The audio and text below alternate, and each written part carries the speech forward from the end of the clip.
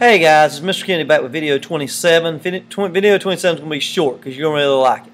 It is dealing with biomes. Now, a biome is just a large group of ecosystems that share the same type of climax community. Now, realize we talked about that a little bit previously. A climax community is like the ultimate community an environment is trying to get to. Now, if you look down here,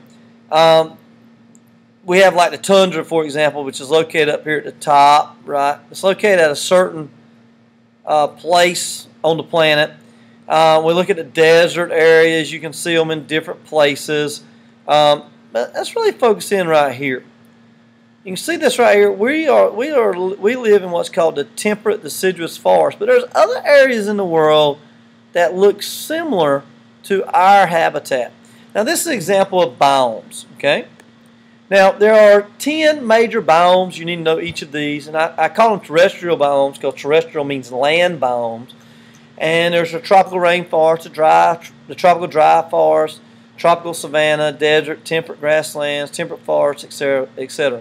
You're going to do a little activity on these tomorrow or in class. So just know that there's 10 here, and you need to know kind of some characteristics of each. Now, let's talk a little bit about aquatic ecosystems. Not only are there biomes and ecosystems that are terrestrial, there's also aquatic ones. There's two main ones, freshwater and marine. Freshwater, of course, are the ones that have fresh water. Marine are the ones that are in the ocean, right? When freshwater ones we think of as two types, either flowing water, your rivers, streams, your creeks or your creeks, as some people would say, your brooks, and standing water would be your lakes and ponds. So these are freshwater, but I want to really focus in on the marine.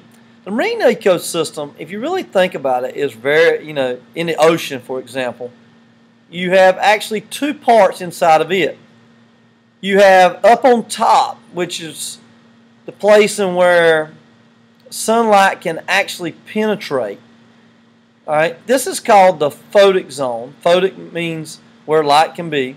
And then there's going to be a zone at the bottom in a deep, deep place. Usually you don't have it in fresh water too often because you don't have them deep enough. You have a photic zone. But what I want to focus in on is this.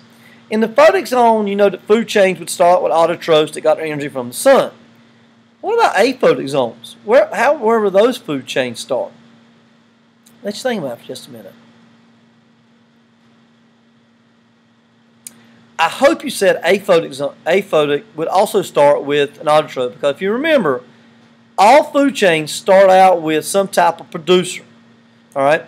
Well, if you think about it, there would be producers in the photic zone that get eaten by larger animals, that get eaten by larger animals, and then these animals eventually die, and their body would fall down to the bottom, which they'd be eaten by some kind of decomposer that still would have a food chain that originated with energy from the sun.